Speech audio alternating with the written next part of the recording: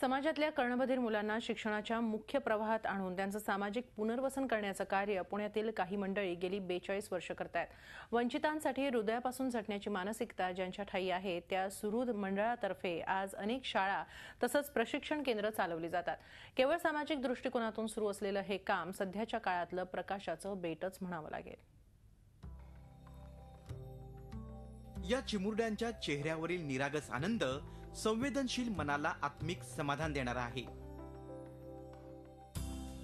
धायरीतील धायरेश्वराच्या पायथ्याशी असलेली छोटीशी पण छानशी शाळा, धायरी कर्णबधीर मुला मुलींची निवासी शाळा। सध्या या शाळेत 40 ते 42 विद्यार्थी शिकतायत। कर्णबधिरांसाठी 1ली ते 4थी पर्यंतचं शिक्षण या ठिकाणी उपलब्ध आहे। कर्णबधीर किंवा बधीर मूक मुलांना शिकवणं हेच मुळात एक आव्हान असतं।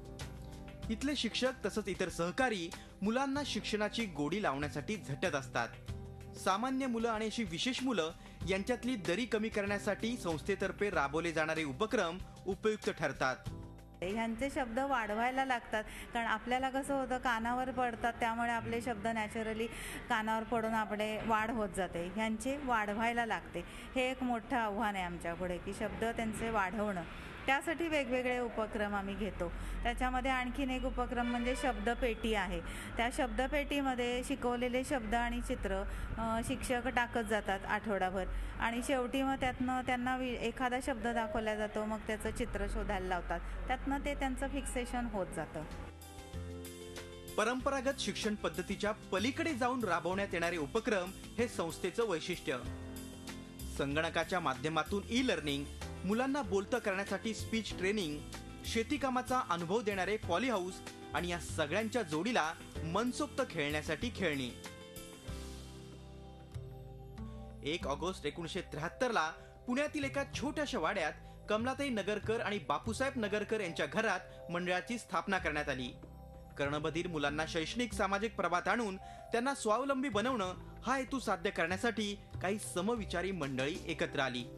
या मंडळानं संपूर्ण महाराष्ट्रात सर्वेक्षण करून स्थापन केलेल्या 39 शाळा आज विविध सामाजिक संस्थांमार्फत चालवल्या जात आहेत। पुणे आणि परिसरातील 4 शाळा, एक व्यवसाय प्रशिक्षण केंद्र तसंच एक शिक्षक प्रशिक्षण केंद्र आजही सुरूचा भाग आहे।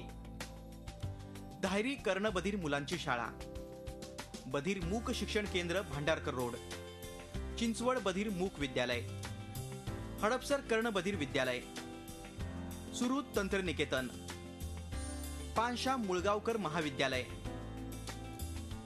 सामाजिक कार्याचा हा गाडा निस्वार्थपणे ओढण्याची जबाबदारी अनेकांनी स्वतःहून स्वीकारली आहे। मुलांचं आरोग्य असो वा खास त्यांच्यासाठी म्हणून तयार केली गेलेली समांतर पाठ्यपुस्तकं ही त्याचीच उदाहरणं आहेत। आमच्या शिक्षकांनी, तज्ज्ञ लोकांनी याची पुस्तकं तयार केली आणि मग आम्ही ती पुस्तकं तयार केली, छापली आणि सगळी आम्ही ही पुस्तकं आता आमच्या शाळांना तरी दिलेली आहेत। आमची अशी इच्छा आहे की पुणे जिल्ह्यातल्या, महाराष्ट्रातल्या सगळ्या कर्णबधीर मुलांना ही पुस्तकं मिळावीत। आणि त्याच्यामध्ये आम्ही खूप सोप्या पद्धतीने दिलं की आमच्या कर्णबधीर मुलांना कसं हे कळेल या दृष्टीने आम्ही विचार केला। जास्त चित्र खूप घातली, सराव प्रश्न खूप दिले, अवघड शब्दांचे अर्थ तिथल्या तिथे कंसात दिले आम्ही। ह्या मुलांची शारीरिक वाढ जशी होतीये तशी आरोग्यदृष्ट्या वाढ होते का नाही हे महत्त्वाचं। आणि म्हणून मग मला त्याच्यात जास्त इंटरेस्ट, कारण मी नेहमी स्कूल हेल्प वगैरे केलेली होती, त्याच्यात मला जाणवायचं की ह्या मुलांना ह्याच्याबद्दल कोणी सांगत नाही। मग दातांचं त्याच्यासाठी गेल्या वर्षी आम्ही डेंटल कॅम्प घेतला, सगळ्या मुलांची दंत तपासणी केली आणि त्यांना काय जे आहेत, किडलेले आहेत, परत येणाऱ्या वाकडे आलेले आहेत, या संबंधात संपूर्ण एक्सपिरियन्स माणसांकडनं किंवा स्पेशालिस्टकडनं दातांचं केलं।